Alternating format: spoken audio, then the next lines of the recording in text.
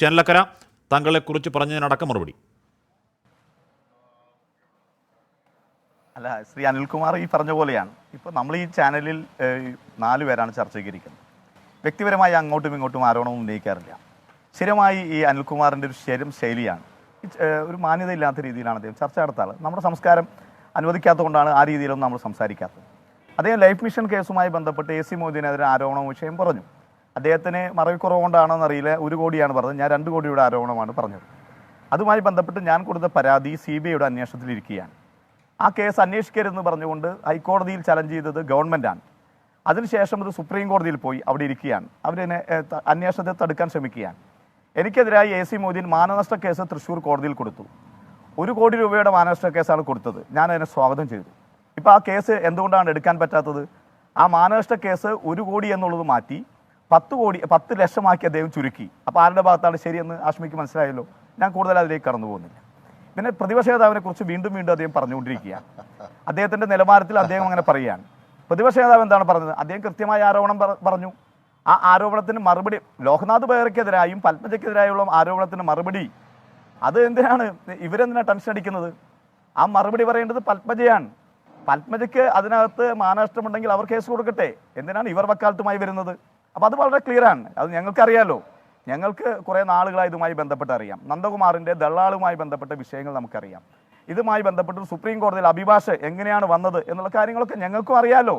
ആ ചേച്ചി ഇന്ന് പോയതല്ലോ, കുറേ കാലമായി ഞങ്ങളുടെ കൂടെ ഉണ്ടായിരുന്നു. അവർ പറഞ്ഞത് എന്താണ്? 3 വർഷമായി ഞാൻ ഈ പാർട്ടിയിൽ നിന്ന് പോകാൻ ആഗ്രഹിച്ചിരുന്നു എന്ന് പറഞ്ഞു. അതിന് കൃത്യമായി കൊല്ലത്തോട് സഖാവ് പറഞ്ഞു പത്മജ പോയി, അത്രയേ ഉള്ളൂ. അതിനേക്കാൾ കൂടുതലായ വിഷയം ചർച്ച ചെയ്യേണ്ട യാതൊരു കാര്യമില്ല. പക്ഷേ ഇതിനകത്തൊരു ഗുരുതരമായ വിഷയം എന്താണ്? സർക്കാരിൻ്റെ ശമ്പളം പറ്റുന്ന ഒരു IPS റാങ്ക് ഉദ്യോഗസ്ഥൻ ഇതിന് BJPക്ക് ഇടനിലക്കാരായി നിൽക്കുന്നു എന്നാണ് ഇതിൻ്റെ പ്രധാനപ്പെട്ട പ്രശ്നം. അത് ഈ കേസിൽ മാത്രമല്ല, ലവ് മിഷൻ കേസിലാണെങ്കിലും സ്വർണ്ണക്കള്ളക്കടത്ത് കേസിലാണെങ്കിലും ലാവ്ലിൻ കേസ് ഉൾപ്പെടെയുള്ള കേസിൽ CBIയുമായി ബന്ധപ്പെട്ട പാലം, BJPയുമായി ബന്ധപ്പെട്ട പാലം കുറേ കാലങ്ങളായി ഞങ്ങൾ പറഞ്ഞുകൊണ്ടിരിക്കുന്ന വിഷയമാണ്. പക്ഷേ ഇവിടെ ഈ തെരഞ്ഞെടുപ്പിലെ പ്രധാനപ്പെട്ട വിഷയം ഞാൻ നേരത്തെ പറഞ്ഞതാണ്. ഇവിടെ BJP CPM ബാന്ധവം എന്ന് ഞങ്ങൾ പറയുന്നത്, ആ ബാന്ധവത്തെ ഏറ്റവും നന്നായ രീതിയിൽ എങ്ങനെ CPMന് BJPയുടെ വോട്ട് കിട്ടാൻ കഴിയും, BJPക്ക് CPMന്റെ വോട്ട് കിട്ടാൻ കഴിയും എന്നതിനെക്കുറിച്ച് കൃത്യമായൊരു ഡയലോഗല്ല ഇ പി ജയരാജൻ CPMന് അനുകൂലമായിട്ടല്ല പറഞ്ഞുകൊണ്ടിരിക്കുന്നത്, BJPക്ക് അനുകൂലമായിട്ടാണ് കൃത്യമായി ഇ പി ജയരാജൻ പറഞ്ഞുകൊണ്ടിരിക്കുന്നത്. ഇവിടെ അനിൽകുമാർ എന്താണ് പറഞ്ഞത്? ഇന്ത്യ മുന്നണിയുമായി ബന്ധപ്പെട്ട കാര്യം പറഞ്ഞു. ഇന്ത്യ മുന്നണി എന്ന് പറഞ്ഞാൽ കേരളത്തിൽ UDF ആണ് ഇന്ത്യ മുന്നണിയുടെ പകർപ്പെന്ന് പറയുന്നത്. LDFനകത്ത് 2 കക്ഷികളെ എടുക്കാം. NCP എന്ന് പറയുന്ന ഔദ്യോഗികമായ പാർട്ടി അജിത് പവാറിന്റെ പാർട്ടിയാണ്. ആ പാർട്ടി NDA മുന്നണിയിലാണ്. ദേഗൌഡയുടെ ജനതാദൾ എന്ന് പറയുന്ന പാർട്ടി, ആ പാർട്ടി NDA മുന്നണിയിലാണ്. എന്ന് വെച്ചാൽ NDA മുന്നണിയിലുള്ള 2 കക്ഷികൾ LDFൽ തുടരുന്ന സാഹചര്യത്തിൽ ഇവർക്ക് എങ്ങനെയാണ് ഇന്ത്യ മുന്നണിയുടെ ഭാഗമാണ് എന്ന് പറയാൻ കഴിയുന്നത്? രാഹുൽ ഗാന്ധി എന്ത് പറഞ്ഞിട്ടില്ല എന്നാണ് പറയുന്നത്?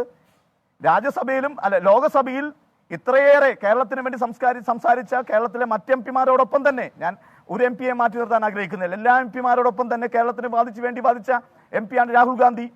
പ്രളയമുണ്ടായപ്പോഴും കോവിഡ് ഉണ്ടായപ്പോഴും രാഹുൽ ഗാന്ധിയുടെ പ്രത്യേകമായ പരിഗണന ഈ കേരളത്തിന് കിട്ടിയത് നമുക്ക് മറക്കാൻ കഴിയുമോ? ഇവരെന്തിനാണ് രാഹുൽ ഗാന്ധി ഇങ്ങനെ ഭയപ്പെടുന്നത്? എനിക്ക് മനസ്സിലാക്കാൻ സാധിക്കുന്നില്ല. ഇന്ത്യ മുന്നണിയുടെ കോർഡിനേഷൻ കമ്മിറ്റിയിൽ എന്തുകൊണ്ടാണ് ഇവർ വരാതിരിക്കുന്നത്?